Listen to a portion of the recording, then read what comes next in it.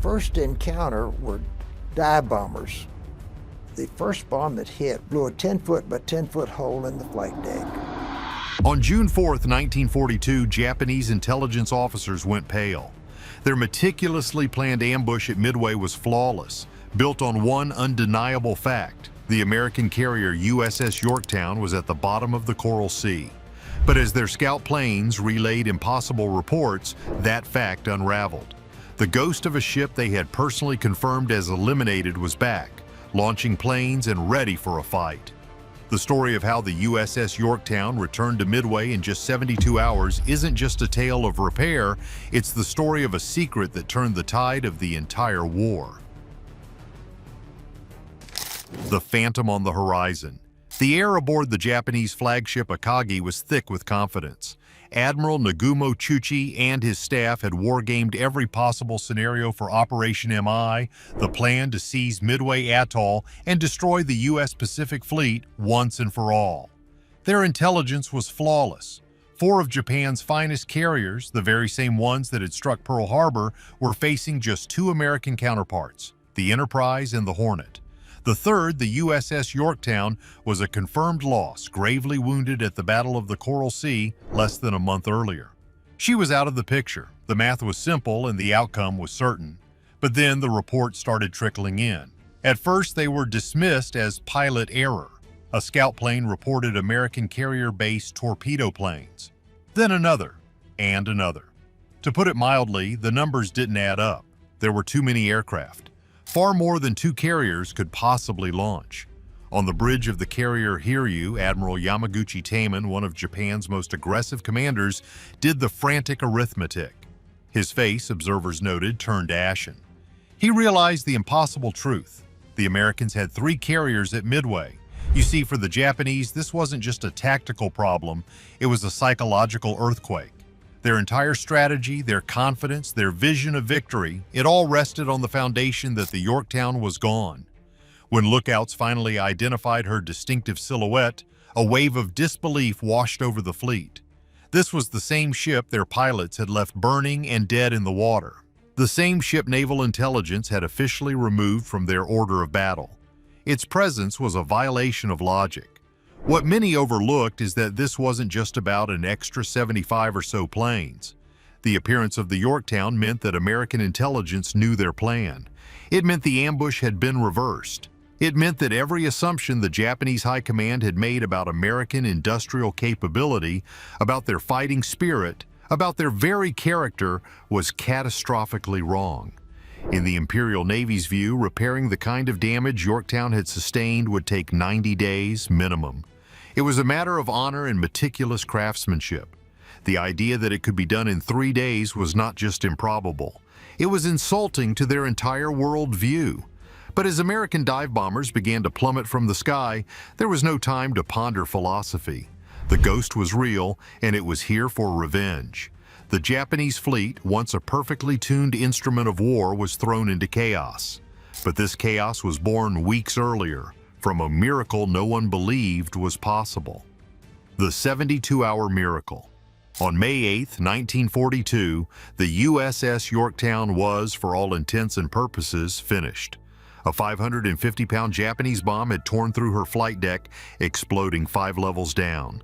The blast took out 66 men, destroyed multiple compartments, wrecked an aircraft elevator, and ruptured fuel tanks. To Japanese pilots flying overhead, she was a sitting duck, trailing a massive oil slick and listing badly. They reported her eliminated, and their superiors believed them. The journey back to Pearl Harbor was a 3,000-mile crawl, a funeral procession for a ship that needed months of work in a dry dock. But what the Japanese didn't know was that they were not fighting a nation that played by the rules. When the battered Yorktown limped into Pearl Harbor on May 27th, Admiral Chester Nimitz didn't see a wreck. He saw an opportunity. Wading through the oily water of dry dock number 1, before it had even finished draining, he gave an order that bordered on insanity. He turned to the yard superintendent and said, "We must have this ship back in 3 days." What followed was one of the most incredible feats of the entire war. The thing nobody tells you is that this wasn't a standard repair. It was an act of controlled chaos. 1,400 workers descended on the ship, and they would work around the clock for 72 straight hours.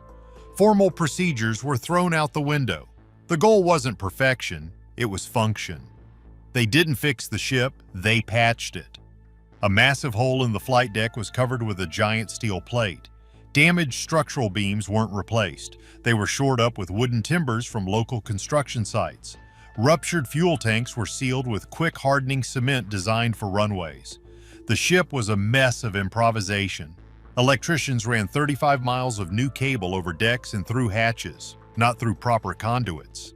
Welders used 20 tons of steel, creating what one engineer called metal scabs over the hull. The work was so intense that it caused rolling blackouts across the island of Oahu. Civilian construction companies delivered materials without paperwork. It was ugly, it was improper, and it would have given a traditional naval architect a heart attack. But it worked. On May 30th, just 72 hours after entering the dry dock, the USS Yorktown sailed out of Pearl Harbor with shipyard workers still aboard putting on the finishing touches. She wasn't pretty, but she could fight. She was a ghost ship stitched together with steel, cement, and sheer willpower. Now this patched-up warrior was about to deliver a blow the enemy would never forget. Victory, forged in fire. When Yorktown rejoined the fleet at a rendezvous point codenamed Point Luck, her sister carriers were stunned. Men who had heard she was done for cheered as she began launching aircraft, operating as if she'd just come from the factory. Admiral Frank Jack Fletcher, commanding from Yorktown, knew her presence was more than just extra firepower. It was a psychological weapon. The Japanese were expecting a fair fight. They were about to get a nasty surprise, and that surprise came at exactly 10:22 a.m. on June 4th.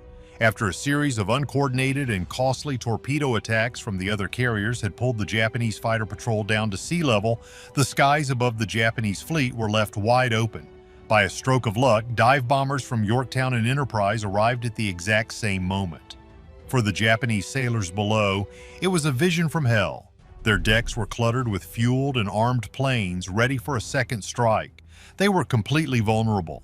In 6 minutes, just 360 seconds, the tide of the war turned.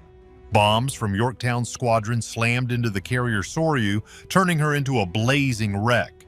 Moments later, the Akagi and Kaga met the same fate. 3 of Japan's most powerful carriers were gone in the time it takes to drink a cup of coffee. But the battle wasn't over. The lone surviving Japanese carrier, the Hiryu, launched a desperate counterattack. Her target?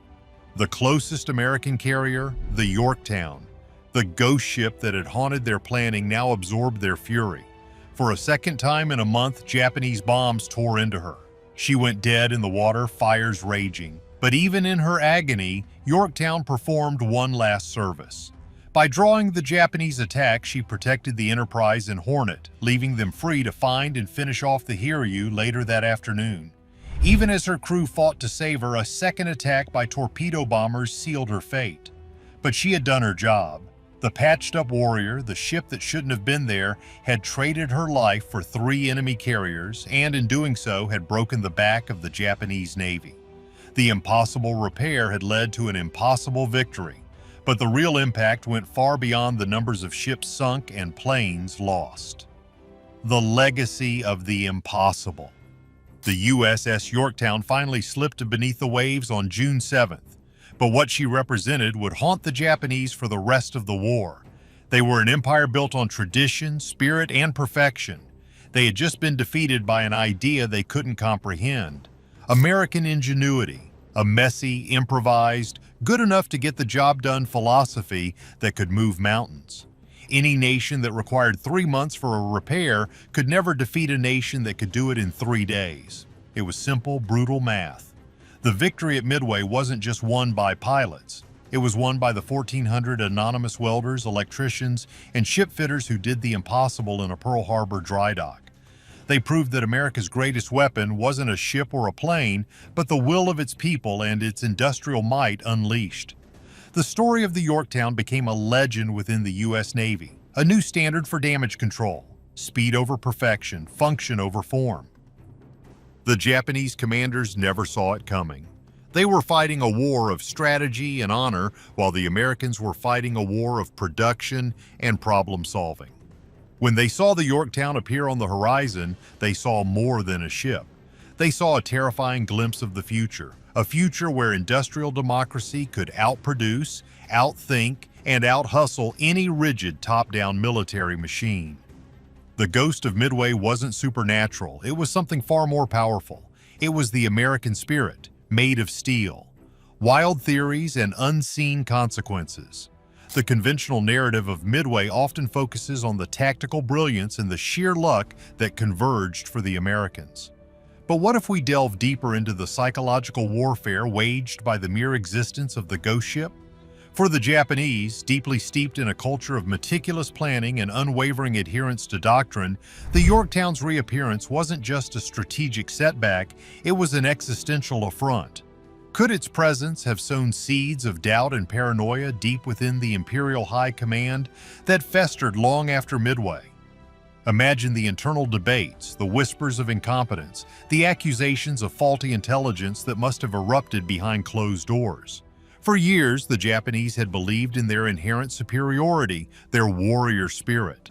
To be outmaneuvered not by superior fighting skill alone, but by a seemingly miraculous act of industrial will must have been utterly disorienting.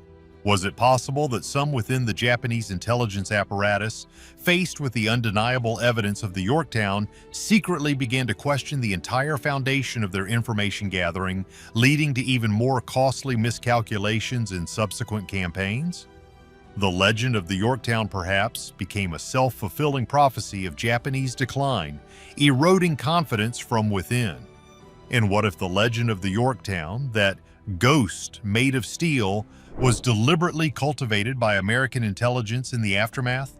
While its real repairs were a secret of wartime necessity, the narrative of its impossible return could have been subtly amplified, a chilling message sent through the grapevine to an enemy whose culture valued honor and perfection above all else. A ship that defied destruction, that rose from the dead in defiance of all logic. It was a psychological weapon more potent than any bomb. It might have instilled a subtle, pervasive fear, an understanding that the Americans were an adversary who simply refused to lose, no matter the odds, no matter the damage. This perceived unbreakable spirit, embodied by the Yorktown, could have subtly demoralized Japanese forces, making them question the very possibility of victory. Consider, too, the counterfactual. What if the Yorktown had not returned? The numerical advantage at Midway would have remained firmly with the Japanese, while the Enterprise and Hornet would undoubtedly have fought valiantly. The crucial dive bomber attacks that crippled the Akagi, Kaga, and Soryu might have been less coordinated, less overwhelming. Without Yorktown's squadron drawing vital Japanese air defenses, the outcome could have been drastically different. The entire course of the Pacific War, the timeline of Allied victory, could have stretched out, costing countless more lives. The 72-hour miracle wasn't merely a repair, it was a hinge moment of history, preventing a potentially catastrophic defeat and setting the stage for the long, arduous path to Tokyo. The true new information isn't just about the physical patch-up, but the profound, almost mystical impact of that repair on the global stage. It wasn't just a ship, it was a testament. A testament to a burgeoning superpower's capacity to innovate, to adapt, to sacrifice, and to win against seemingly insurmountable odds. The ghost of Midway ultimately serves as a stark reminder. Sometimes the greatest battles are won not just with bullets and bombs, but with sheer unyielding will and the impossible power of human ingenuity. Its memory continues to resonate, a silent, steel-clad specter of defiance in the annals of naval warfare. Was the fate of the Pacific decided by admirals on a map or by exhausted workers with welding torches? Tell us your thoughts below. And for more incredible stories, remember to like and subscribe.